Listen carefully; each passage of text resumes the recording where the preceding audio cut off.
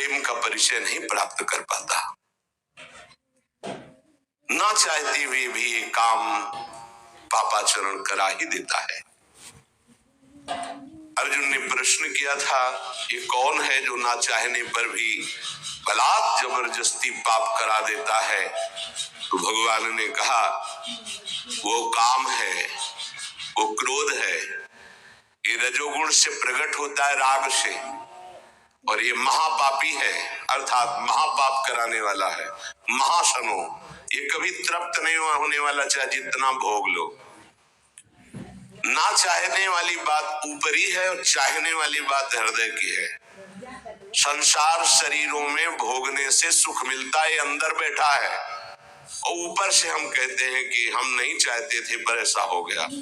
नहीं, अगर ये बात अंदर बैठ जाए कि हमें नहीं चाहिए ये झूठे सुख, तो फिर कोई परास्त नहीं कर सकता। तो बोलिए, जानकारी होने पर भी प्रयोग क्यों नहीं हो पाता?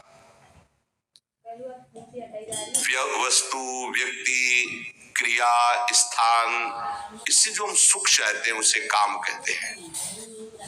किसी शरीर से, किसी वस्तु से, किसी पद से। इस काम में शब्द तो एक है पर इसके दोष अनंत है। शब्द है काम, और अनंत पापाचरण कराने की इसमें सामर्थ्य है। काम में इसमें अनंत विकार भरे हुए हैं। जब तक मनुष्य के भीतर ये बात बनी रहती है कि शरीर भोग से, वस्तु भोग से, पद भोग से हम सुखी हो जाएंगे, तो ये काम पाप ही कराता रहता है। निर्दोष, निर्विकार, निष्पाप होने के लिए इस काम का मर्दन करना आवश्यक है। सहने से ये नष्ट हो जाते हैं। शास्त्र निषिद्ध कर्म ये काम ही कराता, प्रारब्ध नहीं कराता।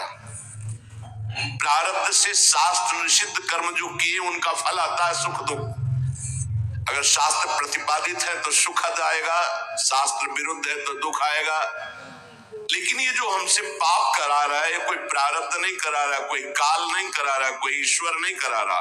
काले कर्मे ईश्वरे मिथ्या दोष लगाए, ये हमारी चाहत करा रही, अंदर बैठी है। शरीर के भोगों से सुख मिलता है, ये अंदर घुस के बैठ गया है और यही हमसे पाप करा रहा है। तो जब जानकारी हो गई तो फिर पाप क्यों हो रहे हैं?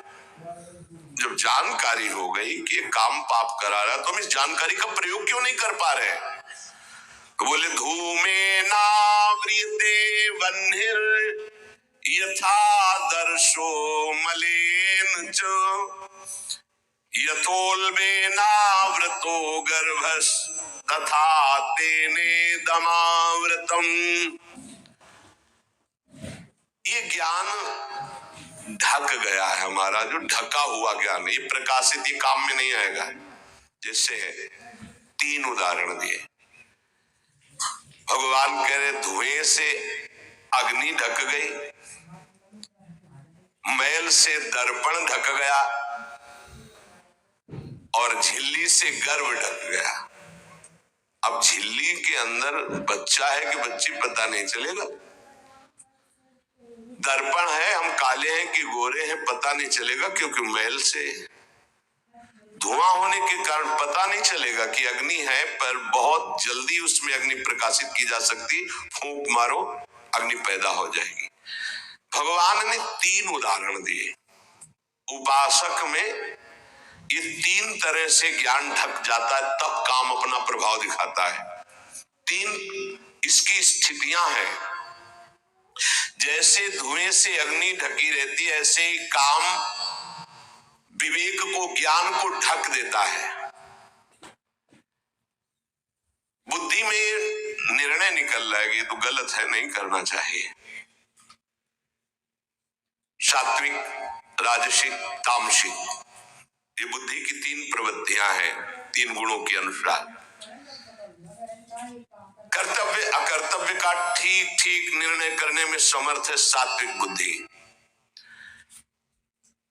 राजसिक बुद्धि ठीक निर्णय नहीं कर पाती, असमर्थ होती है कर्तव्य का। और तामसिक उल्टा ही निर्णय करती है, ठीक निर्णय करने की सामर्थ्य सात्विक बुद्धि में है। अब जीव ही भोग इच्छा प्रकट हुई,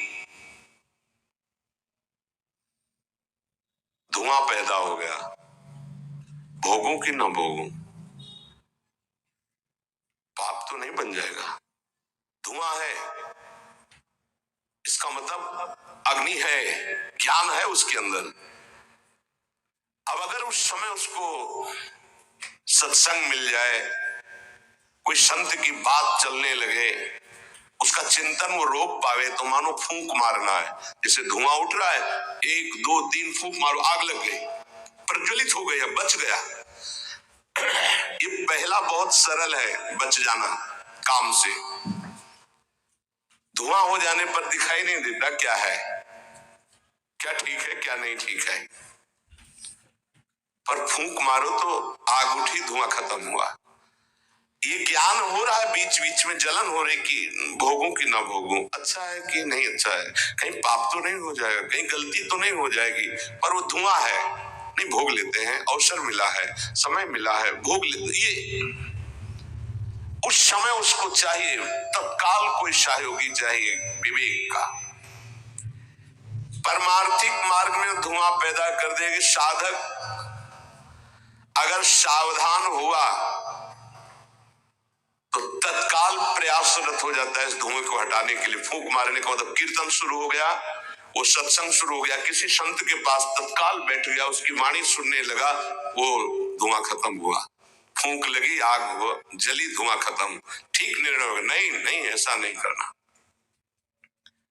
उत्पत्ति विनाशशील जड़ वस्तुओं में प्रियता, महत्ता, सुंदरता, सुखद रूपता, ये काम पहले पैदा करता है। ये सत्य है, इसमें सुख मिलेगा, इसमें बहुत सुख मिलेगा। अब ये धुआं बढ़ता चला जा रहा है, कैसे सुख मिलेगा, लाखों लोग भोग रहे हैं, कैसे सुख, कैसे तुम मुझे बावरा बना सकते हो। नहीं नहीं, गलत है। ये है धुआं को हटाना, फूंकना। अरे अन्य शरीरों की अपेक्षा मनुष्य शरीर सर्वश्रेष्ठ है, इसमें विवेक है, हम कैसे ऐसा पशुवत आचरण कर सकते। नहीं अरे मन, नहीं तेरी सलाह नहीं। अब वो फूंक रहा है, आग पैदा कर रहा है, ज्ञानाग्नि पैदा कर रहा है। पर बहुत प्रवीण साधक नहीं, उससे प्रवीण मन है, वो सुख को सुख मानकर भोगने की लालसा प्रबल होने के कारण वो धुआं नहीं हटा पा रहा, वो उसी में और राग कर रहा है।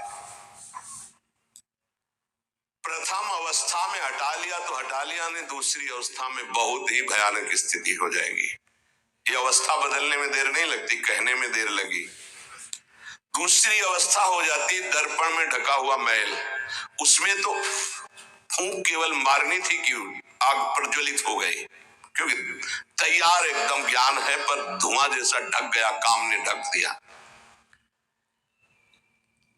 जब दूसरी स्थिति आई उसी उपासक की कि इसका प्रायश्चित भी तो हो सकता है, अब वो मल लग गया, जैसे दर्पण में गाढ़ा मल पोत दिया जाए तो बिल्कुल दिखाई नहीं देगा कि हमारा रूप कैसा है। अब बिल्कुल विचार शून्य होता चला जा रहा है। यथा दर्शो मलेन च, जैसे मैल से ढक जाने पर शीशा, दर्पण, वो दिखना एकदम बंद हो गया, उसमें तो दिख रहा था, धुआं है, आग है, मतलब विवेक काम कर रहा था, थोड़ा फूकने की जरूरत थी, ज्ञान की प्रज्वलित करने की जरूरत थी, पर वो उधर ना की तरफ वृत्ति न ला करके हाँ की तरफ वृत्ति ले आया, तो दूसरी सीन पैदा हो गई स्थिति। जैसे दर्पण में मल ऐसे लगा दो तो बिल्कुल नहीं दिखेगा, और बिल्कुल निर्णय नहीं कर पा रहा। सतोगुण में निर्णय करने की क्षमता होती है, रजोगुण में निर्णय करने की क्षमता खत्म हो जाती है, और निश्चित हो जाता है कि भोग में सुख है। ऐसी कामना का वेग बढ़ा तो ये भूल गया कि मैं साधक हूं, मेरा कर्तव्य क्या है, मैं कर्तव्य करने जा रहा हूं, ये भूल गया।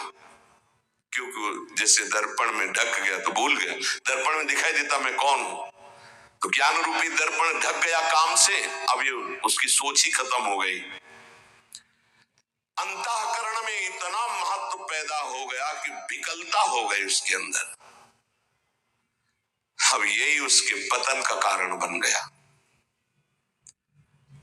इतना महत्व बढ़ गया कि निर्णय करने की क्षमता खत्म हो रही है कि मैं एक साधक हूं, मैं उपासक हूं, पापाचरण नहीं करना चाहिए। ये किसी का भी हो सकता है।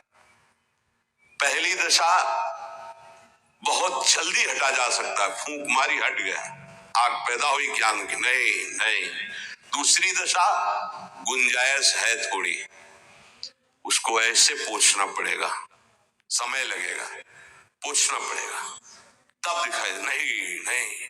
तो दूसरे में संभलना रजोगुण।